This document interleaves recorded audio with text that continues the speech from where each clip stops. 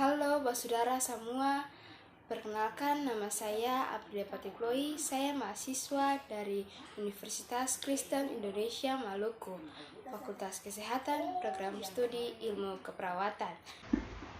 Di saat ini, saya akan mempresentasikan hasil dari kerja saya sendiri tentang anatomi dan fisiologi sistem respirasi.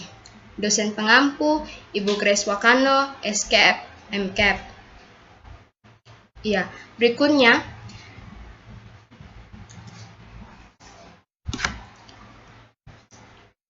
sistem pernafasan. Perlu diketahui sistem pernafasan mempunyai pengertian. Sistem pernafasan pada manusia adalah sekumpulan organ yang terlibat dalam proses pertukaran gas oksigen dan karbon dioksida dalam darah. Sistem respirasi atau sistem pernafasan sangat berperan penting untuk menukar udara dari permukaan ke paru-paru. Ada pula fungsi dari sistem pernafasan adalah untuk mengalirkan udara ke paru-paru ke dalam darah. Teman-teman boleh melihat gambar yang telah saya paparkan, di mana organ-organ yang berperan dalam proses pernafasan. Lanjut, yaitu organ yang berperan dalam sistem pernafasan mempunyai 7 organ, yaitu hidung, faring, laring, trakea, bronkus, alveolus, dan juga paru-paru. Di saat ini saya akan membahasnya. Yang pertama, dimulai dari hidung. Hidung mempunyai pengertian, yaitu organ tubuh yang berfungsi sebagai alat pernafasan dan indera penciuman. Hidung memiliki struktur hidung dan juga fungsi hidung. Struktur hidung yaitu hidung terdiri dari tulang rawan dan lumina propria, di mana keduanya saling berkaitan.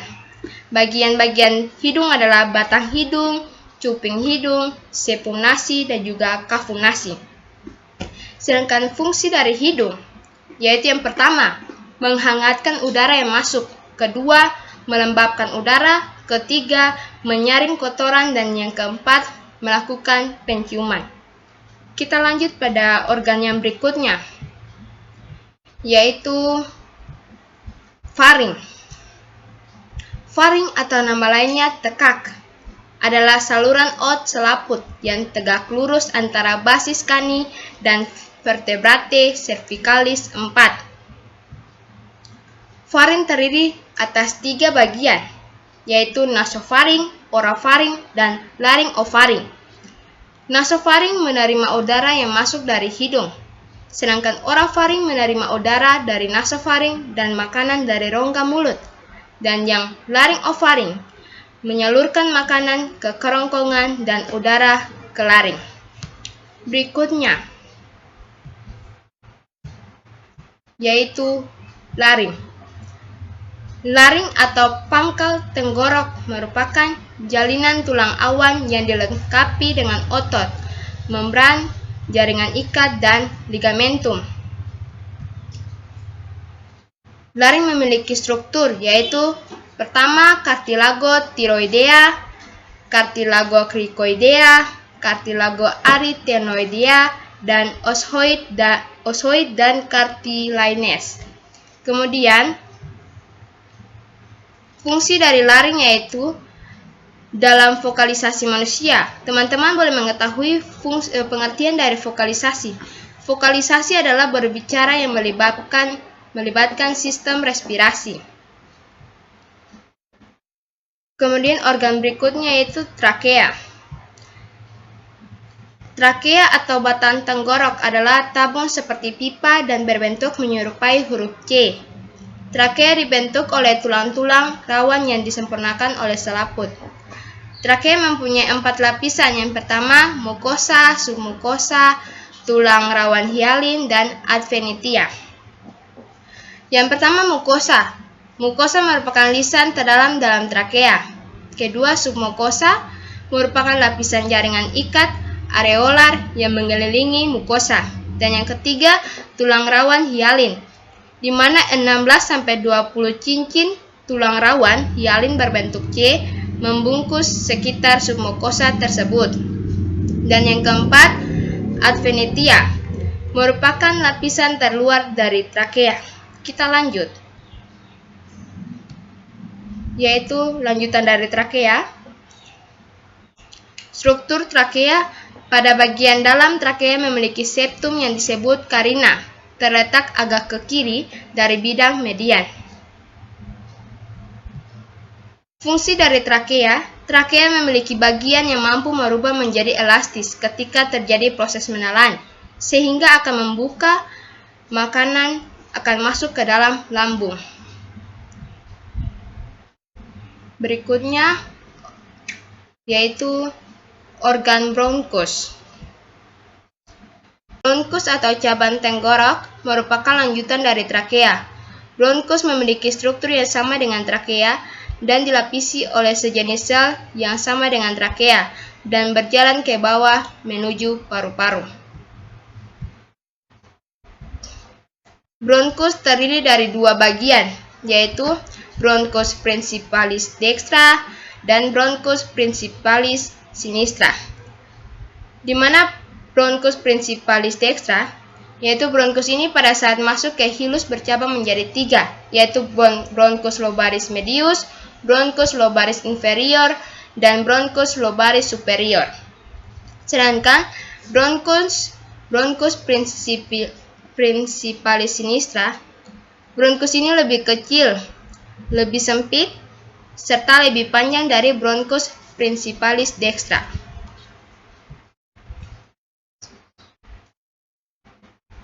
Kemudian yang berikutnya yaitu pulmo atau paru-paru. Pulmo atau paru-paru adalah organ sistem pernafasan yang berada dalam kantong bentukan pleura parietalis dan pleura visceralis. Selanjutnya, paru-paru kanan terdiri dari 3 gelambir atau lobus, yaitu lobus superior, lobus medius, dan juga lobus inferior. Sedangkan paru-paru kiri terdiri dari 2 lobus, yaitu lobus superior dan juga lobus inferior. Kemudian lanjutan dari pulmo,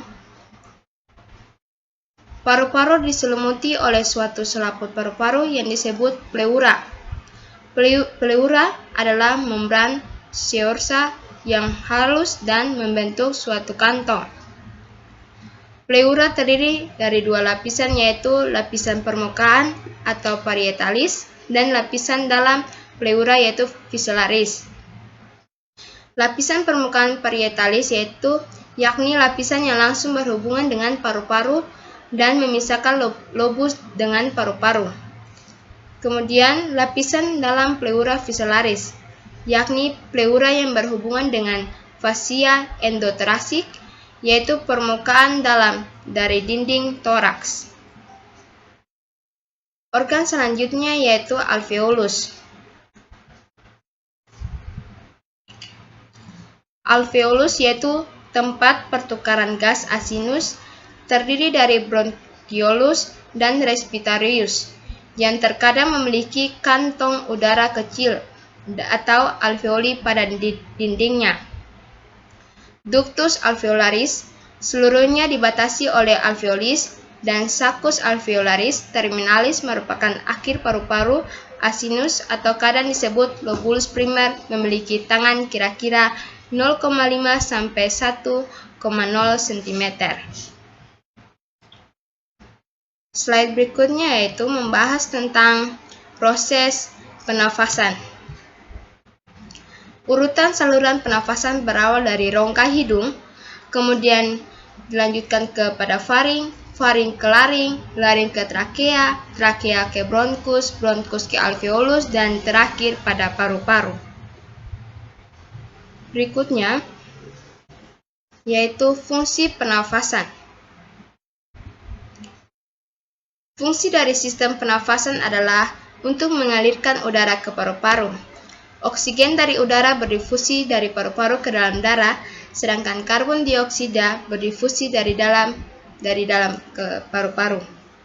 Respirasi mencangkup proses-proses sebagai berikut. Yang pertama, ventilasi paru, merupakan proses pernafasan inspirasi atau menghirupnya udara, dan ekspresi yaitu menghembuskan udara. Yang kedua, pernafasan luar, merupakan proses pertukaran gas antara paru-paru dengan darah. Dan yang ketiga, transportasi gas, merupakan proses mendistribusikan oksigen ke seluruh tubuh dan mengumpulkan karbon dioksida untuk dikembalikan. Dan yang keempat, pernafasan dalam, merupakan proses pertukaran gas antara darah, cairan inspirasi, dan sel-sel. Iya, demikian hasil dari presentasi saya. Semoga dapat membantu teman-teman. Dan jangan lupa like, comment, and subscribe. Sekian dan terima kasih. Shalom.